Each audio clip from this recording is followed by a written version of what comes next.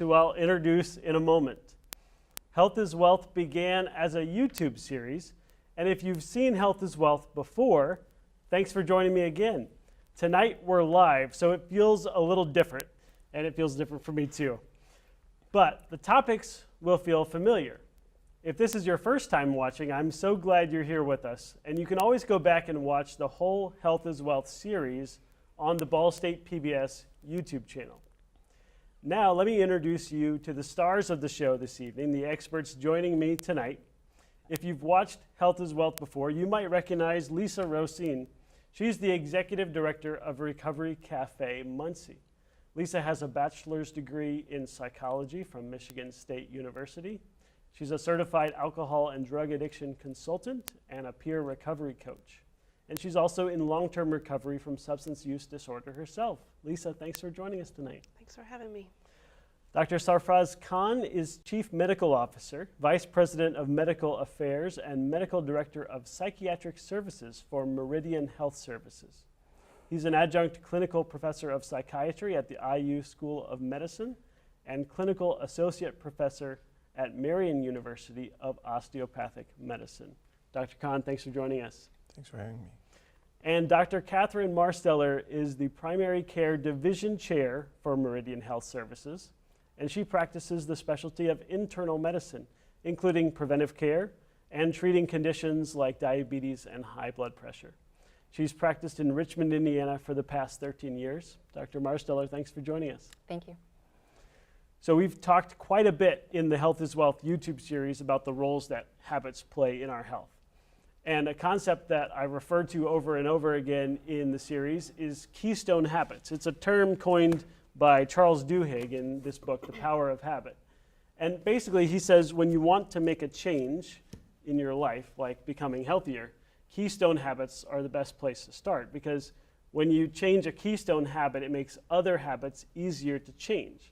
And you can learn more about that in episode 2 of Health is Wealth on the Ball State PBS YouTube channel. Lisa, when we talked for that episode, you talked to me about intentional breathing and how impactful that's been for your life. Can you talk to us a little bit about that habit for viewers that didn't see that, and how has that habit helped to make other positive changes easier in your life?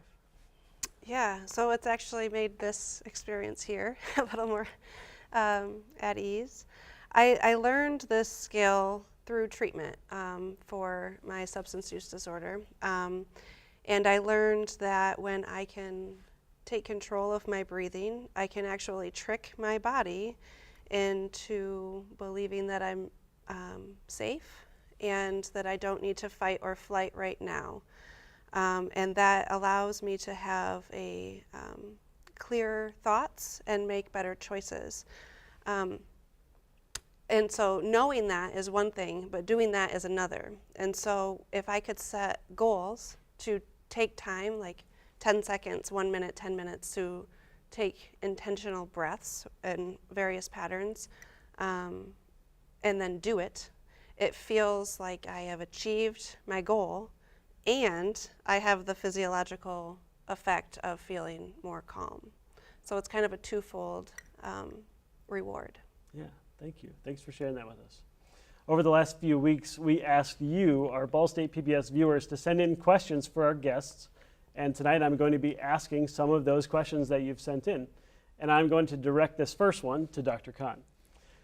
When starting to develop a keystone habit, is it better to have lots of immediate short-term goals or one longer goal? Before I answered precisely, I would say what a habit is. A habit is a repetitive action which you get secondary to a cue, and that leads to a performance which you wanted to have. So that's what a habit is. You traditionally try to break those habits which you believe are not best for you. That may be something as bad as smoking or drinking or being in something which you never preferred, even that may be eating unhealthy. When it comes to breaking a habit, a lot depends on how you try to look at life. When you don't get something, are you among those who sometimes consider, well, did I fail? It's always good to have a long-term goal So let's say your long-term goal is, I'm going to lose 40 pounds. But then go with short-term goals. One would be next 2 weeks, I'm going to avoid Coke or juices or limit it to just once a week. And second one will be, by the end of this week, I would have lost a pound. Or I'm smoking, but instead of smoking 20 cigarettes in the next week, I'm going to cut down to 19. So small goals, which eventually leads to a bigger one. For many of us, if we try to go to a bigger goal, in many situations, either we fail or we don't achieve, and we go back to rebreathe, get ready, and come back. Yeah, yeah. Dr. Marsteller, you specialize in internal medicine. Yes. For those in our audience who are not familiar with that term, can you give a little bit of an explanation of what is included in internal medicine? Yes, so internal medicine is the practice of, I would say it's general internal medicine. It's different from family medicine, which includes all ages from baby to adult. Internal medicine is more 18 and older. So I treat adults 18 and older. I practice preventive medicine, and I treat general diseases such as cardiac disease, hypertension, diabetes, women's health, GYN, and a lot of acute diseases. So it's more, they call it adult medicine, so 18 and over. Yeah, that is a broad range. Yeah. In our episode about Keystone Habits, I said that some Keystone Habits help by building momentum. You might have heard this called snowballing or small wins, a lot like what Dr. Khan shared a minute ago, helping us build towards that bigger goal. And Dr. Marsteller, in your practice, I imagine you have lots of conversations with patients who are trying to develop new habits or break bad habits. So next question comes to you. Why is it important to see a quick win in developing a habit? Quick wins are important because it gives momentum, it gives encouragement, it shows that you can do it. I think it gives confidence too, and it allows the patient to know that, hey, I've got this. I can actually accomplish it, and it encourages them to continue to keep going. So I do like to. So when a patient comes in and they've, say they've lost 5 pounds, I tell them, see, you're already doing it. You're already doing it, and that just they leave happy. Yeah, yeah. Lisa, you're the executive director of Recovery Cafe Muncie. Again, for folks who may not be familiar with the organization, could you give us a brief overview of Recovery Cafe and what's a typical day like there? Yeah, so Recovery Cafe Muncie is one of many cafes throughout the nation. It's actually part of a network of recovery cafes. So there's over 60 across the nation. And we are a peer-based community of people who are in recovery from anything. So anything that's keeping someone from thriving, that can be substance use disorder, mental illness, poverty, domestic violence, hunger, anything that's causing trauma in someone's life. We believe that finding safety and finding other people who can understand what that struggle is like can help hold us accountable to making big changes in our life. So we provide a free meal, free coffee. We have lots of games and activities. We have a recovery circle every day that we're open. We have social events, and we have skill building classes. And we also have peer recovery coaches who came in as a guest at one time, became a member, became a companion, became a member leader, and became a recovery coach. And so we are all about setting these small goals and then taking that back around to the next person and helping them doing the same. Yeah, and I remember when I talked to you for a previous episode, one of the things you mentioned to me was that we're all in recovery for something, right? And I think that was kind of a new concept for me, and I wondered if you could elaborate a little bit on that. You say everyone is recovering from something. What do you mean by that? We're all human. I mean, it is not easy being a human, and there are challenges for every single person. And I think that if we can take an inventory of what is it that I'm struggling with, what is it that I wish to change or would like what's a goal that I have for myself? I think if we can see ourselves as a work in progress, it helps us have compassion and empathy for other people who may have worse or bigger, more apparent struggles that they're working with. I'm going to ask you a similar question, or actually the same question that I just asked Dr. Marsteller. You're interacting with a lot of folks who are in recovery, and they're trying to create those new habits, put a new habit into action. So, as you've seen that day to day, why is it important to see that quick win when you're trying to start a new habit? Dopamine. I mean, it's just, it's just like a drug. The faster the response of a drug, the more addictive it is. And so the faster a response of a win, the more rewarding it is. And so the more I'm going to want to do that again. But if I have to wait to achieve this goal, that's like a extended release, and so that's not as rewarding. That's not going to make me want to act again quickly. Dr. Khan, could I ask you to elaborate a little bit on what Lisa said about dopamine and the way that works in habits when we are creating a new habit or trying to break a bad habit? What role does dopamine play in the brain in that? Dopamine is a very important chemical in our brain. That's a chemical which gives us happiness, a nice meal, some other things, decent exercise, meeting your family, that gives you dopamine. That's why we would like to do more and more and more. Contrary to that, when people use drugs, they use dopamine. That gives them happiness. And the only problem is a regular happiness brings back dopamine in a few hours. The use of drugs to bring the unnatural happiness, it really cannot go back, so the body has to work. When it comes to habits, it's very important that knowing what is good for you does improve dopamine. Meeting your family, it does give dopamine. If you try to do something destructive, as a rule, it does not. It has some other things. So what was mentioned by Lisa was a very important point, that it's all about dopamine. This is how you develop habits. This is how you get a victory in your habits, because this is something which is going to make you feel better. If you don't, just remember a nice workout and how great you feel out after that, because the dopamine is up. One of the interesting things that I learned as we were working on the Health is Wealth series, I was talking to Jenna Ashby from the 812 Coalition, and talking about kind of how do we make change as a neighborhood, right, beyond just the individual. And she said that they boarded up the doors and windows of the abandoned houses in their neighborhood, and they painted, flowers and cats and things in the window. And she said that was kind of a small win, a quick win for their whole neighborhood, where folks started to see, hey, we're making progress here.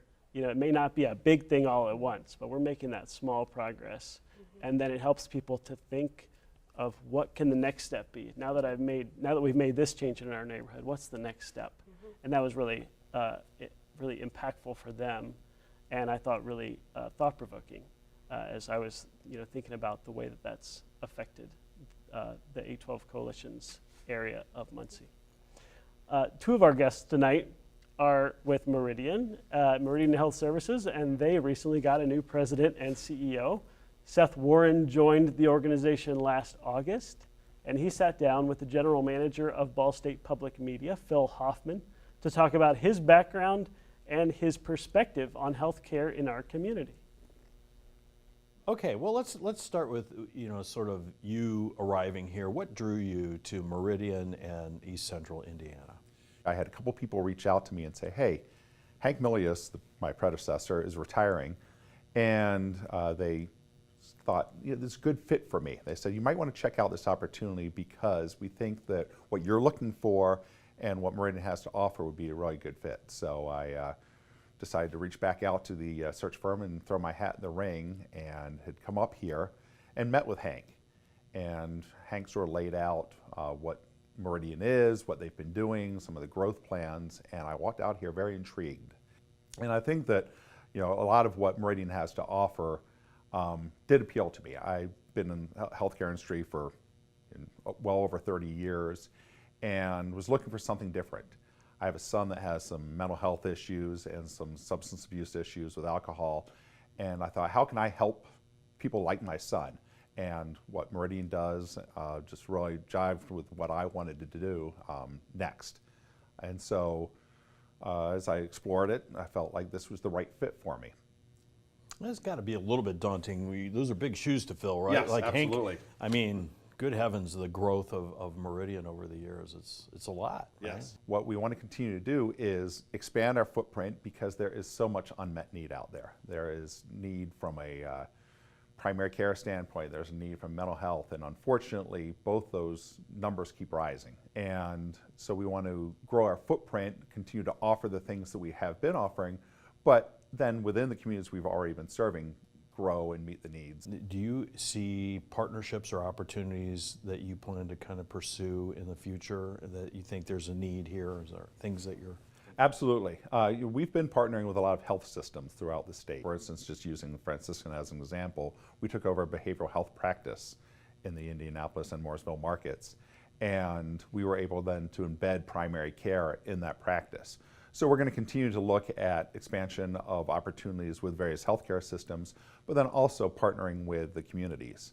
I'm very excited to announce that we're going to be doing a partnership with the city of Muncie with their crisis center. So we're actually going to be running the crisis center and staffing the crisis center. So we're really excited about that partnership opportunity with the city and meeting the needs of the community, of the greater Muncie community. And like you said earlier, the mental health needs, especially in the last few years, I don't know if it's more than it has been in the past or if it's just more apparent now after the pandemic. People are more aware of it. But it seems like that's a really burgeoning area of need, right? It is, and I think it's a little bit of both. I think that people are more willing to talk about it. It doesn't have the stigma attached to it once did. And I talked early on about my son that has some mental health issues. I think it's important for people to talk about the same way you would talk about if your child had diabetes or cancer, is to talk about mental health issues or substance abuse issues, because it's always been the dirty little secret that we didn't talk about.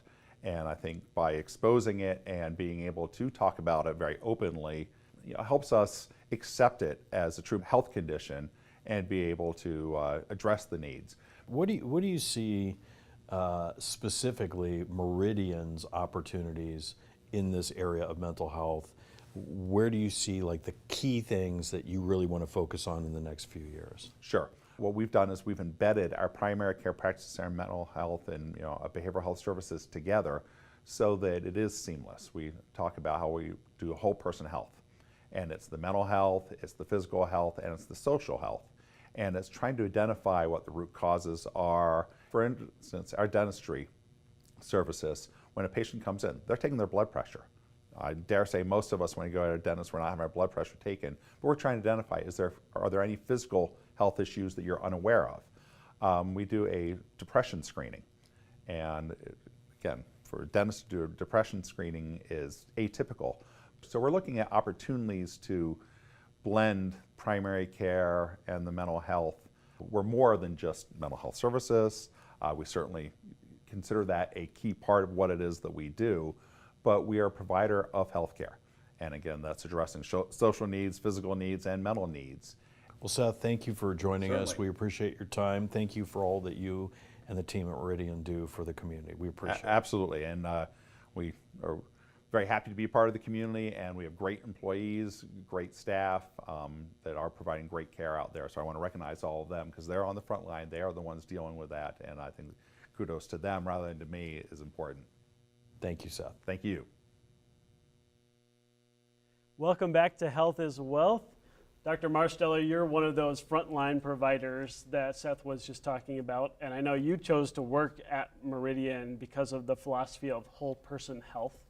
And Seth was talking about the relationship between mental health, physical health, mind and body. What is the connection between mind and body in terms of health, and maybe more specifically about building healthy habits? Yes, I mean, that is definitely something that I see every day as far as the mind and body. I'll have patients coming in with high blood pressure, headaches, and a lot of times it's not the high blood pressure or the headache, it's, you know, what's really going on in your everyday life, and it's usually stress related. And oftentimes we'll get to something that's very personal that's bothering them, and I tell them, I'll say, look, you need to manage whatever it is that's going on. You have to face this issue. Sometimes it's a personal issue, a work issue. You need to go through that because it is now manifesting physically. You know, your blood pressure is not controlled, your diabetes is not controlled. You're having these headaches every day because you're not managing that problem well. We do have the nice advantage at Meridian where we can do what's called a warm handoff, where they can speak with either a community health worker or a therapist that allows me to move on to the next patient, and they are able to handle those more personal problems so that the next time that I do see them, those are managed well, and therefore their medical problems are managed a lot better. And sometimes it's nice because they hold it inside, and they'll have that kind of that eureka moment, and then you'll see them just kind of melt, you know, like they'll break down and they'll be like, yes, this is what's really been bothering me, and it's, you know, they're grateful. They're grateful. Do you mind speaking a little more to that warm handoff? Because Yes. It seems like that is a very key part of that is the personal connection. It is. And not having to, you know, get on the phone to find someone to address that. Talk a little more about why that's so important. It is important because if you don't catch them in that moment, you'll sometimes miss that opportunity, and they won't talk about it again, because that's the point where they're vulnerable and they're open to accepting the help. So it is nice to catch them, and that's when they're open to accepting and admitting that, hey, yeah, this is a problem, this is something that's been bothering me for maybe a couple of years, and they're finally admitting it. We talked earlier about how Keystone Habits can create momentum towards other habits through small wins. Another way that Keystone Habits can help us achieve other habits is by creating awareness of other habits. For example, keeping a food journal could help me see where there's room for improvement in my dietary habits. And there is room for improvement there. Dr. Marsteller, so much of our daily activity is habits. Often we don't even know that those habits are there because we just aren't aware of them. When you're interacting with your patients, what do you recommend, or how do you help them to become more aware of that day to day? Yeah, I try to tell them to start recognizing maybe their triggers, and hopefully being more aware and becoming aware of the trigger so that they, instead of reacting to it, making a conscious decision to make a different choice and not necessarily react and make the healthier decision, if that makes sense. Mm-hmm. Yeah. It's not easy. I know it's not easy to do. You have to create a new loop. Yeah. Dr. Khan, a viewer sent in this question, and I'm going to pass this to you. How long does it take for a new habit to take hold and become your new routine? Traditionally, there's a rule of 3 which we have been reading all over, and it's on the internet and some books, like 21 days. That's more of a myth because every human being is different. So what Tom can do, Harry may not be able to do it, and what Harry can do it, Sally may not be able to do it. So traditionally, what research tells us, you can develop a new habit somewhere starting from around 18 days to as far as more than 250 days. What's an average? It can be around 66 days. Well, that's one study. Other study may say 54 days, another study may say 60 days. But to develop a healthier habit, it's very important to understand healthier habits are a little hard to develop. Why? Because the amount of dopamine it creates is not going to happen in the short run. If you would like to be seen by somebody and getting a compliment, you look great, you lost weight. That is probably hard work of 3 or 4 months. So in those 3 months, you have to get going. Now, how you get going, that's a challenge. And the challenge is have a few cues with you. One cue would be every morning you weigh yourself. So half a pound down, it gives you the dopamine, which we talked a few minutes ago. Having an apple, standing just on your kitchen table rather than having a cake. So please understand from a generation of the cola, the ice cream, and the cake, taking it back to the healthier habits, that's a process. So to develop a habit, it can be as quick as a few days. It can be as long as maybe 8 months. The important thing is make sure you have the cue to go to that healthy way of life, the choices. And how early you achieve it or how long it takes, as long as you are a winner in the end, you are a winner. Yeah. And Lisa, whether we're on the short end of that span or the long end, it still feels like forever, right? Mm-hmm. Can you talk to us about what's the importance of surrounding yourself with a community of people who are going to support you on making this change when you've got to get through and you want to achieve that habit, but you need to have people around you and not just be doing it on your own, right? Yeah, I think there's many reasons why we would need a support group around us.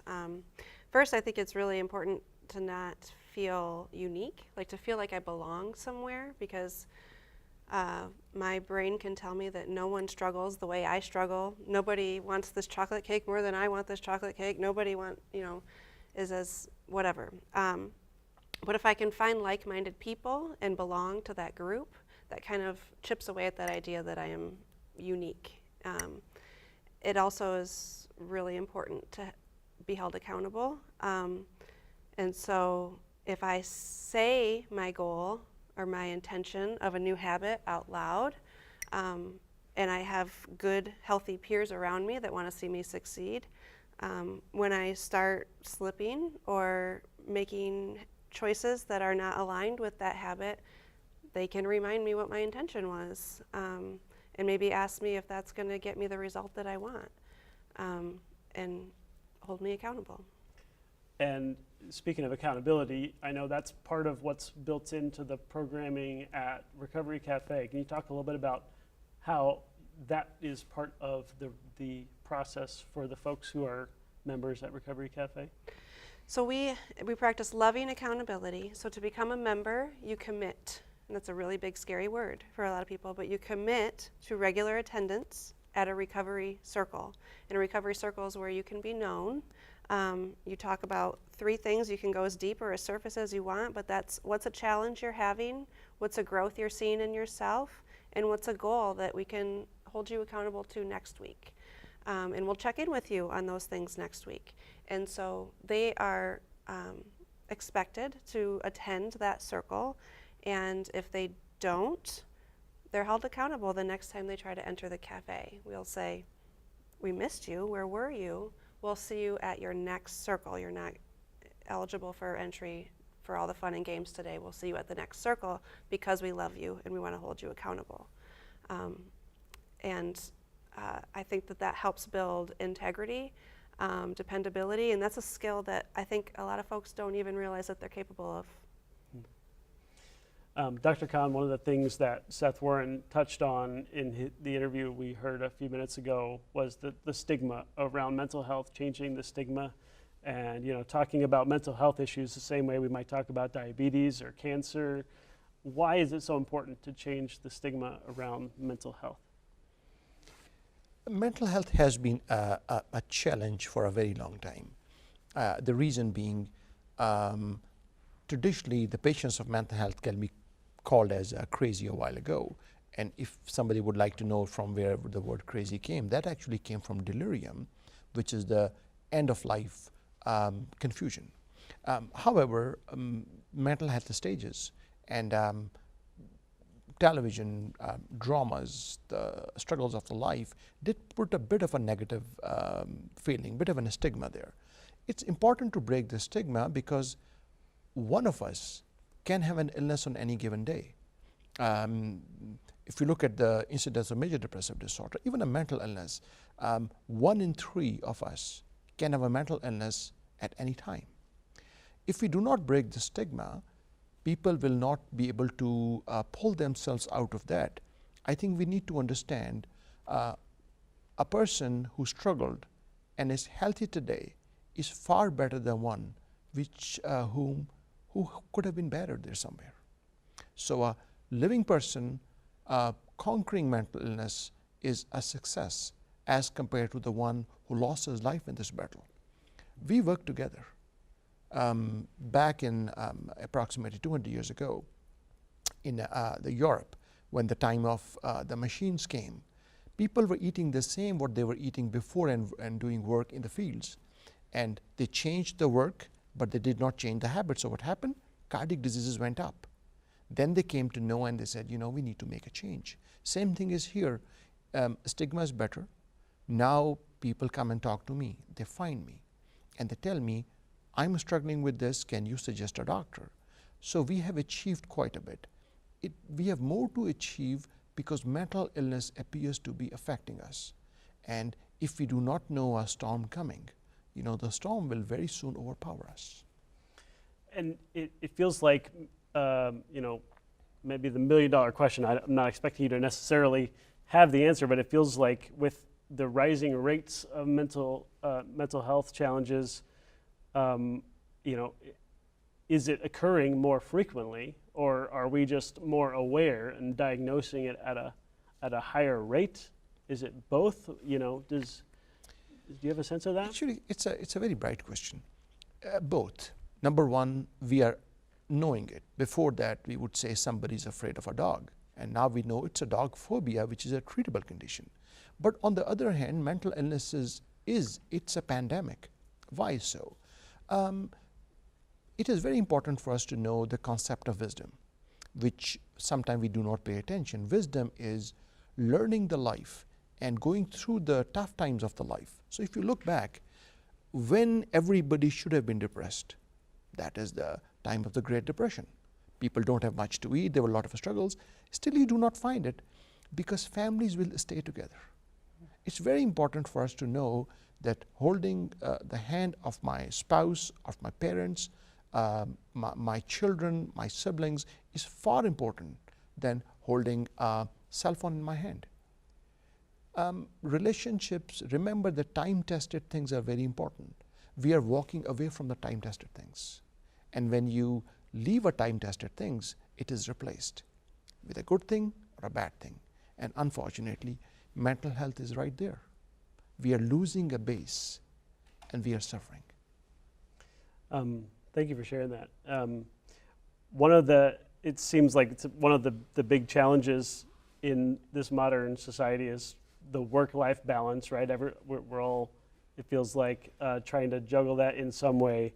We had a question sent in on this topic. How can we maintain a healthy work-life balance in the midst of increasing demands of modern society? And what are some strategies to prioritize self-care and well-being? I can sort of talk on that. Sure.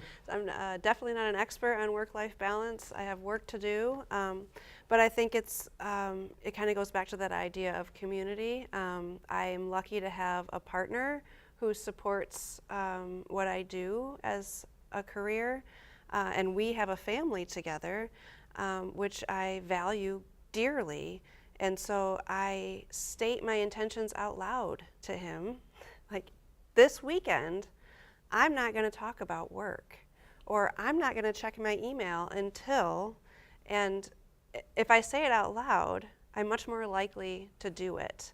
Now, if I do it anyway, or don't do the thing I say I was going to do, whether or not he holds me accountable to that, I don't know.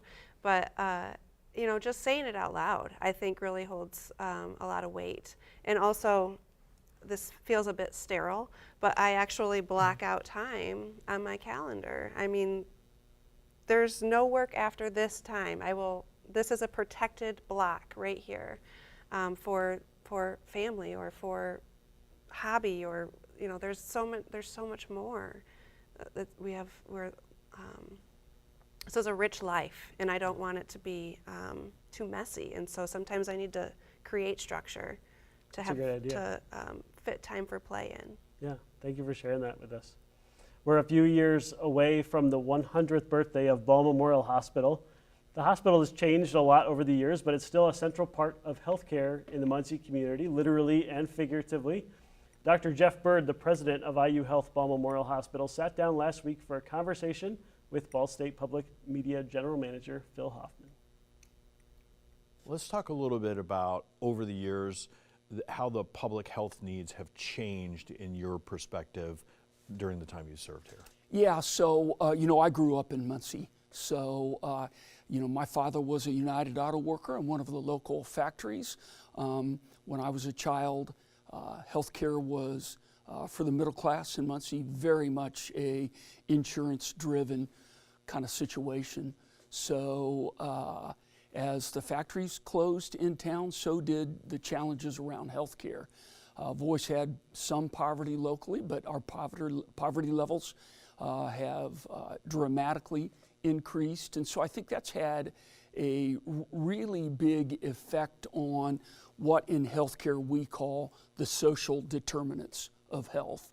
All of those things, not medicine and doctor care and hospitalization, all of those things that wrap around to make people healthier or unhealthy.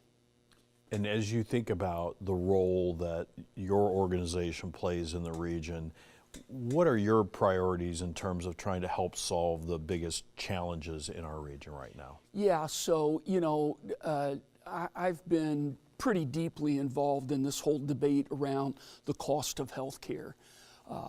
What's happening technology-wise, what we want to continue to try to do so that people that come to us have the best of everything, and that's a real challenge.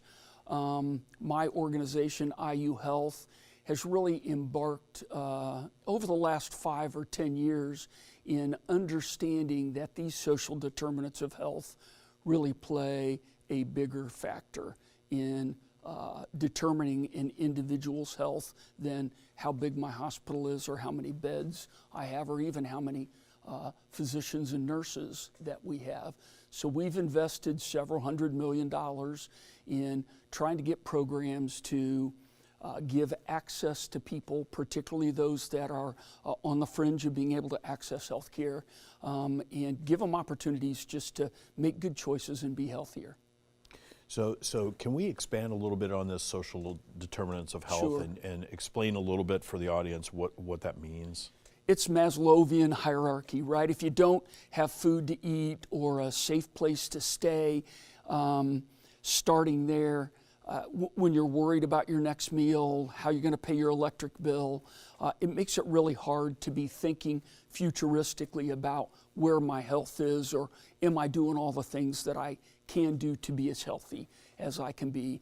As you know, in East Central Indiana, we still have some of the very worst statistical problems with obesity, smoking rates, sedentary lifestyle. And if we can activate people, this goes back to, I'm a family doctor, and I had these conversations all day, every day with my patients about, staying activated, choosing the right foods, keeping the body moving, all that, mind, body, and spirit kind of things that are important to our overall health. You're coming to the end of your time here as CEO. What would you like to see as the legacy that you leave behind in the time that you still have left at Ball? That's a really hard question, but when you get to this point in life, it's something that you do think about. And I guess people often say, what are you going to do? Well, what I'm going to do, instead of working 50 hours at Ball Hospital in our healthcare system, I'm going to work 50 hours out in the community. So again, I love this word, activation. I think people want to be healthy. I really do. I'm going to lobby hard to try to get fewer people smoking. I'm going to lobby hard to get youth back involved in staying active, youth sports and other things like that. So I guess I would hope that as a legacy that what we've been able to do to open up access to healthcare, to make people not be intimidated by what we do, to put less emphasis on can I pay my bill today, and more emphasis on I've got to do the right thing by getting to the right place as a consumer of healthcare to be able to get the care that I need. And we're working really hard at establishing a framework of practices in and out of the hospital to make it less intimidating and easier to access so that we can keep people healthy. Well, thank you for joining us today, Dr. Thank you. It was a Bird. great We appreciate pleasure. I it. appreciate the opportunity. Welcome back to Health is Wealth. In the final part of the show tonight, I want to turn our attention from individual health to community health. One of the terms that you heard Dr. Bird talk about in the interview was the phrase social determinants of health. That was a new phrase to me when we were putting this series together, and we talked a lot about it in episode 5 of Health is Wealth, which you can find on the Ball State PBS YouTube page. In that episode, I talked about how the biggest opportunities for improving our community's health outcomes might not be healthcare specifically, but actually these social determinants of health, such as food deserts, educational opportunities, transportation, and many more. One of our viewers sent in a question on this topic and included a really thoughtful analogy. They said, just like remodeling certain areas of your home will add extra value, is there one activity not directly related to healthcare that a community can do that will have a large positive impact on overall health outcomes? So again, the idea is things that are not specifically health related, but have a big impact on health. I'd like to have each of you give an idea, if you would, on something that either you've seen done in the community or an idea of what we can do to help turn that around. I think communication is the key. The more we interact, more we talk, more we try to know the challenges of the life. It is not directly something which is therapeutic as itself, but it has a very big base, just like planting a seed. You plant the seed and you forget about it, and then you came to know that you got some nice apples over a period of time. Same thing is true. What can we do? What changes which we can make to help each other? That's communication, the talk. Just the old-fashioned way of know your neighbor. Just the old-fashioned way of knowing the people who you work with. I think it is a time for us to look back and see we achieved a lot by going to the smartphones, the social media, but maybe it's a time to look back and see what we have lost in this. Human interaction is still the biggest thing which we can receive or which we can give. I think as a community, earlier we understand there's more than something for self, which is our phone, our communication. There's a little bit more around, but unless we choose to explore, we wouldn't get it. And apparently, we have to take a decision. It's our community, our nation, our country. Lisa, same question to you. Something that isn't directly health related that can help improve the health outcomes in our community? I would think challenging ourselves to have an inclusive mindset and creating safe spaces for people to exist regardless of whatever baggage they may be bringing with them.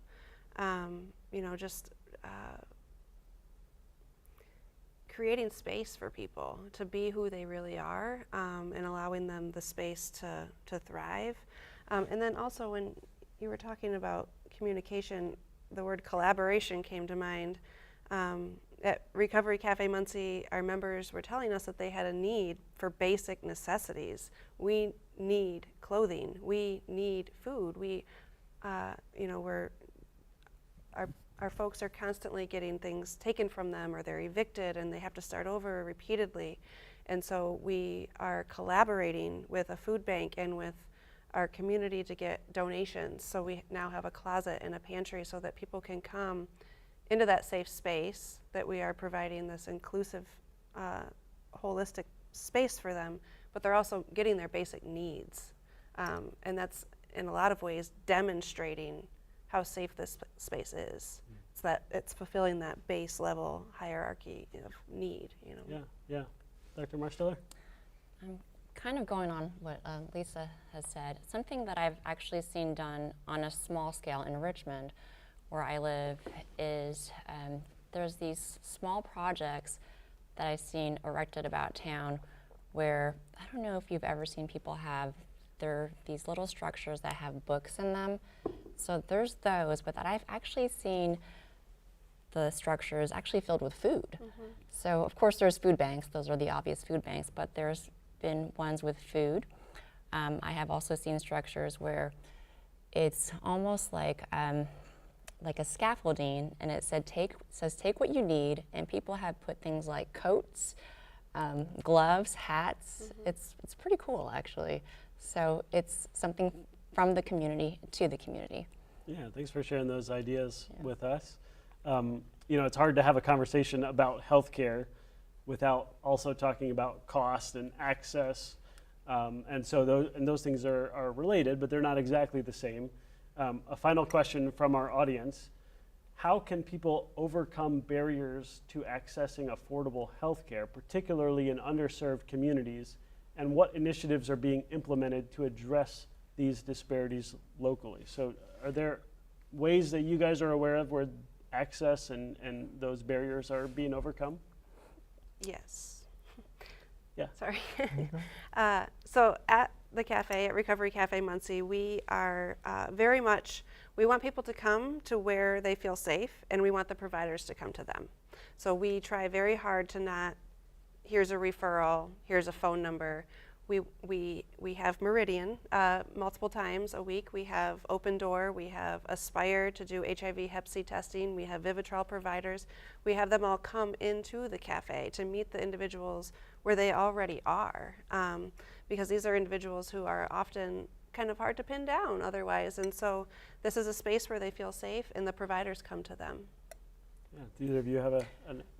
I know that we have Meridian in schools. We have a Meridian clinic at Richmond High School, and I know that we have also I believe in Muncie as well, in the Muncie schools, so we bring it to the schools.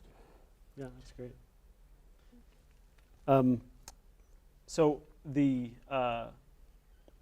one of the things that that I saw as we were interviewing the folks at Open Door on a similar question, a lot like what you were saying, Lisa, they've got a program called Neighborhood Ambassadors, where they go to various places around the community, and folks don't have to leave their neighborhood to be able to talk to somebody and get connected to different kinds of care. And so that was a really interesting way of, again, not expecting someone to make that leap on their own, as you guys have touched on already, but kind of that warm handoff maybe in a sense. So like, how can we meet you where you are and continue that? So the last thing that I wanted to ask tonight is for folks who are watching who, maybe they know that changing a habit is really hard. Dr. Codd, you've talked about how it is a very hard thing to do. Sometimes it can feel overwhelming. So for someone who's watching who knows that they want to make healthier habits, but are having trouble making that healthy habit stick, and I put myself in that category. Could you share a final piece of advice or some encouragement to help folks to in that journey? I think all of us try to make healthier habits. All of us have some past which you want to make better, whether that's losing weight, that's healthier habits. It's very important to know, once you know there's something you would like to achieve, you achieve it. And that's basic thing, trust in yourself. But it's equally important for the people around us to know what struggles we have and how we are going to go through those barriers. Having said so, let me change a little bit.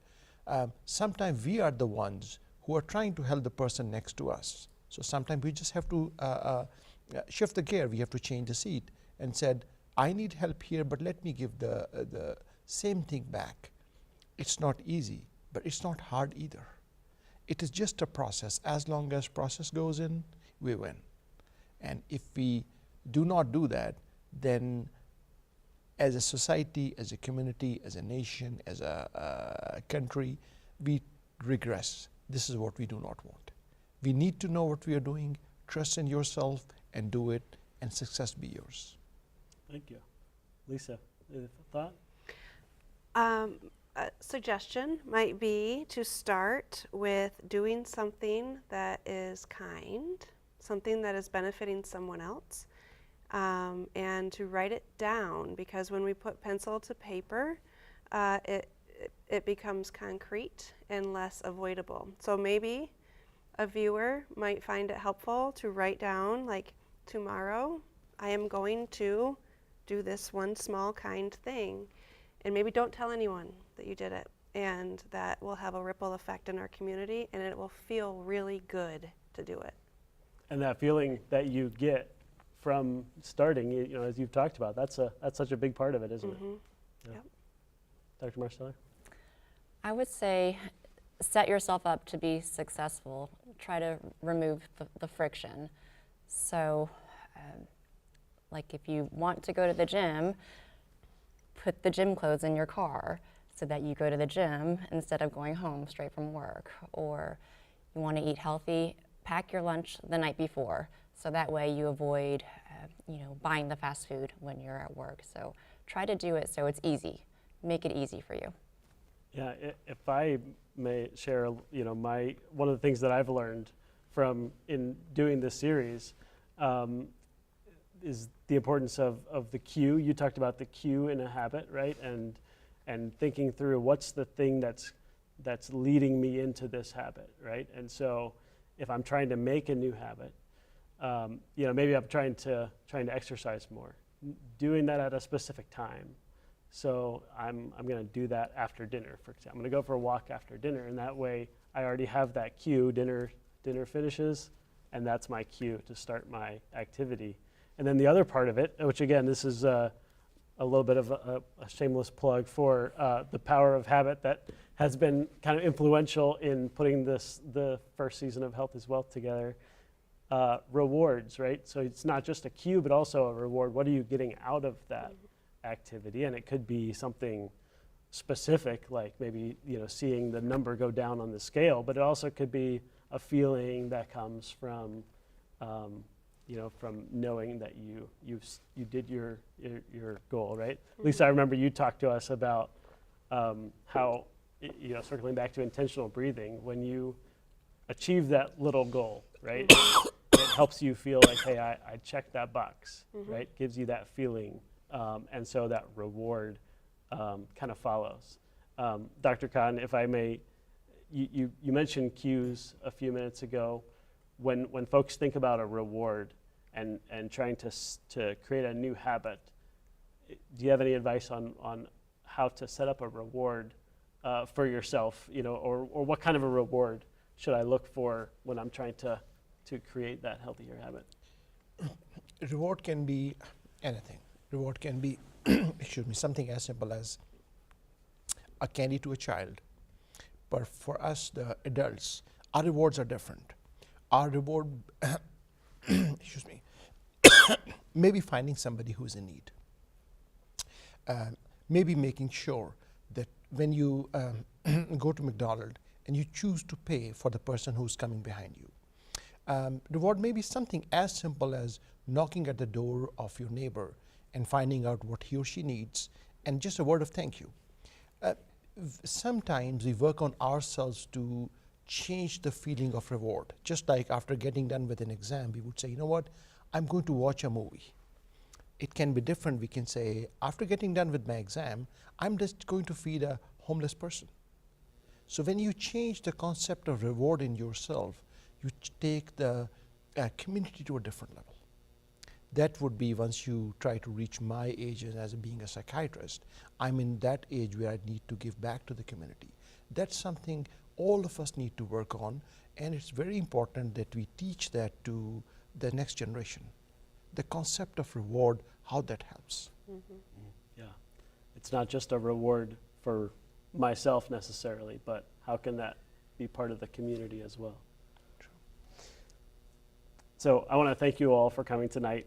Thanks for joining me for this live episode. I know that was a little nerve-wracking even for myself, but a very special show, and I appreciate all three of you guys joining us tonight and sharing your expertise with our viewers. And thank you for joining us tonight. Remember, you can watch the entire first season of Health is Wealth on the Ball State PBS YouTube page. And if you've got ideas for a future episode, write in and let me know. Thanks for watching. I'll see you next time.